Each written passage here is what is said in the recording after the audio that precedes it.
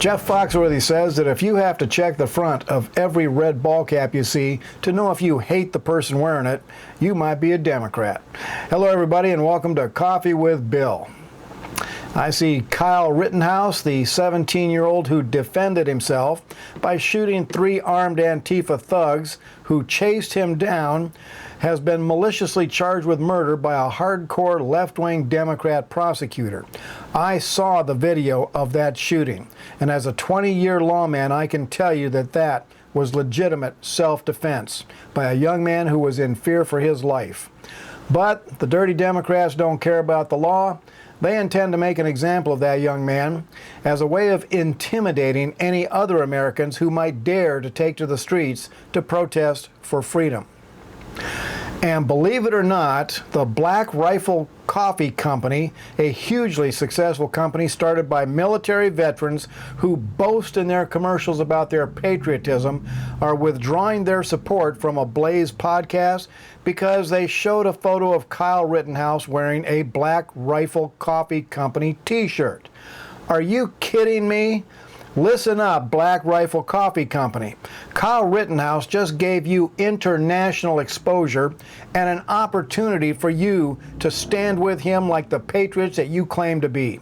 But you choose to cower before left-wing intimidation. Are you patriots, or are you just acting like patriotic military vets to make some money? This is a wonderful opportunity for you to show the world that you are genuine. I suggest that you prove your marketing hype by selling a special Kyle Rittenhouse coffee for Americans who have the courage to stand for freedom against violent left-wing thugs. America is watching to see what you do. Candace Owen, one of America's most respected commentators, did a video discussing the differences between men and women and detailed some of the harm that transgenderism has done to children. And YouTube deleted it, calling it hate speech. YouTube is out of control, deliberately hurting a lot of people. Anything that challenges the moral filth of the left is now labeled hate speech because they hate moral decency. Well, America has been given a choice. We can get back to being a nation under God, the way this nation was founded, or we can choose to be Sodom and Gomorrah 2.0. And at this stage of the game, it's pretty clear which direction the USA is moving in. We all know what happened to Sodom and Gomorrah. The Bible tells us that not only will every man and woman be judged by God, nations will also be judged. Be warned, America. If Biden succeeds in stealing the presidency, not only will he be an illegitimate usurper and criminal, he will turn loose the internet media monsters to go after free speech like nothing we have ever seen before. It will be all-out war on America's Christian moral standards, and they will not let the Constitution or the Bill of Rights stand in their way. Dr. Roger Hodgkinson, a Cambridge University-trained virologist, spoke in a public forum against the extension of a mask mandate in one of Canada's largest cities. He said, "It's outrageous. This is the greatest hoax ever perpetrated on an unsuspecting population." He went on to call the comprehensive lockdowns and masks and so on utterly unfounded public hysteria driven by the media and politicians. Thousands of medical doctors are rising up against the use of face masks and lockdowns.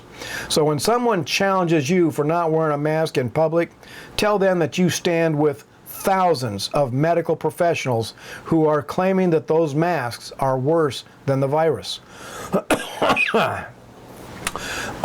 George Mason University. A professor was horrified to find a Bible in her classroom. She photographed it and filed a complaint with the bias response team who came and collected the evidence. George Mason University does not tolerate anything that makes students feel unsafe. You want to know what's wrong with American education? It's people like this. Forget coronavirus. We need a vaccine against liberalism. Oh, wait, we already have it. It's called faith in God. Liberalism cannot survive where faith in God is strong. Why? Because rejection of God and rebellion against his moral law is the foundation of all liberalism. And that is why a Bible in a classroom throws them into a tizzy. Joe Biden, the man who thinks he stole the election, says he's planning on slapping a $30 billion tax on gun owners by requiring them to report what they already own and paying a $200 fee for each one. Yeah, good luck with that, Joe. What you and your cronies have done to America has brought us to a new 1776, and the rebellion against tyranny is beginning to ignite. And you know what ignited the original rebellion? It was when the British were foolish enough to mess with America's gun rights. And what a coincidence. WorldNet Daily is reporting that 1 in 3 Democrats want Joe Biden investigated. And I doubt that they have any desire for justice. They just want Joe out of the way so that Jezebel can take over. And apparently Hillary Clinton is fuming over why the Democrats didn't cheat and fight for her the way they are doing for Biden. Well, Biden has friends. You don't. And here's an example. An LGBT group is demanding that Biden strip accreditation of Christian colleges and universities. This is only the beginning. As America moves further away from her Christian heritage and deeper into paganism, the persecution of Christians will become a top priority. And the LGBT will be the most vicious and prolific persecutors of Christians. The ACLU used to be the worst persecutor, but now harassing lawsuits have given way to outright violence and intimidation. The Nazi brown shirts have been reborn. How could this happen in the USA?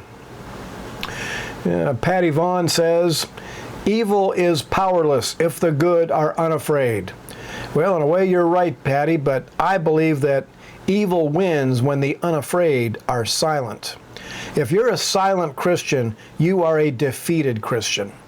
Christians all over America have been intimidated into silence. We self-censor because we've been told that our Christian principles are hurtful to certain people. So instead of boldly speaking truth against lies, Christians remain silent as millions march steadily towards eternity in hell. And many Christians consider their silence to be a noble thing because they are protecting the feelings of those who live in rebellion against God.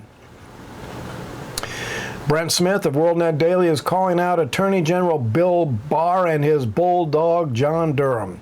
It appears they have made no progress on the Russia collusion investigation, and Smith says that they were just dragging it out, waiting for Trump to lose the election.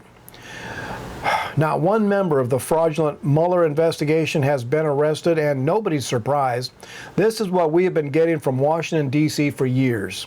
As a former deputy U.S. Marshal, I am ashamed of the Department of Justice and what it has become. Well, here's a little bit of good news. Here in Florida, the 11th Circuit Court of Appeals struck down an outrageous law banning Christian counselors from counseling children and teens struggling with homosexuality. All across the country, liberals are demanding and getting laws passed that only pro-homosexual counseling is to be tolerated. That is absolutely outrageous. People trapped in sexual perversion are at terrible risk. Transgenders have a 41% suicide attempt rate. They need to be turned away from perversion, not railroaded deeper into it. Listen up, America. The LGBT is on a crusade to destroy Christianity in America. And if you're a born-again believer, then you better get ready for the spiritual battle of your life, because if the Democrats take the White House, Christians will be their #1 target. And finally, I have a question. Why is George Soros not on the top 10 most wanted terrorist list? That man has instigated and financed blood in our streets and committed massive felony voter fraud, sent violent mobs to beat and intimidate Americans for political purposes. That is the very definition of terrorism. Well, that's enough for tonight. This has been Coffee with Bill. Thanks for watching, and America bless God again.